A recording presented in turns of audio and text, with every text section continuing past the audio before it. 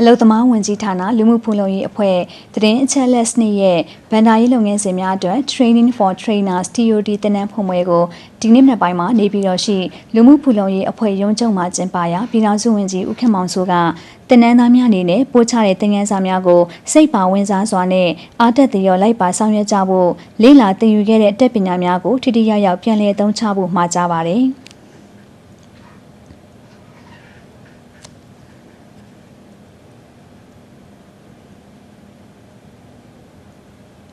တင်နန်းဖွင့်ပွဲအပြီးမှာပြည်ထောင်စုဝန်ကြီးဦးထိန်လင်းနဲ့ပြည်ထောင်စုဝန်ကြီးဦးခင်မောင်စိုးတို့သည်နေပြည်တော်တပ်ကုန်းမြို့နယ်ရှိလူမှုဖူလုံရေးအကျုံးဝင်မှတ်ပုံတင်ထားတဲ့လှုပ်ဌာနများဖြစ်တဲ့မြန်မာအတန်ရုပ်မြင်သံကြားနေပြည်တော်နဲ့တဟတ်ကုန်းတကြားဆက်ရှိအာမခံအလုပ်သမားများအားလူမှုဖူလုံရေးအဖွဲ့ပိုင်းရွေရှားစေကူးသားရင်2စီးဖြင့်လုပ်ငန်းခွင်အရောက်ကျန်းမာရေးဆောင်ရှောက်မှုများဆောင်ရွက်ပေးနေမှုကိုကြည့်ရှုအားပေးပါတယ်။ပြည်ထောင်စုနယ်မြေနေပြည်တော်မှာအကျုံးဝင်အလုပ်ဌာနပေါင်း1130ဌာနနဲ့အာမခံအလုပ်သမားဦးရေ28,882 ဦးရှိပြီးမြို့နယ်လူမှုဖူလုံရေးစေကမ်း3ခန်းစာချုပ်စေကမ်း5ခန်းဌာနကြီးစေကမ်း4ခန်းတို့ဖြင့်ကျန်းမာရေးဆောင်ရှောက်မှုဆောင်ရွက်လျက်ရှိရာ2025-2026 ဘဏ္ဍာနှစ်အတွင်းဆေးဖို့အမှုတွေပေါင်း2152ခုနဲ့ငွေကျပ်990.685 တန်းကိုဆေးဖို့ပြန်လည်ပေးအပ်နိုင်ခဲ့ကြောင်းသိရှိရပါတယ်ရှင်။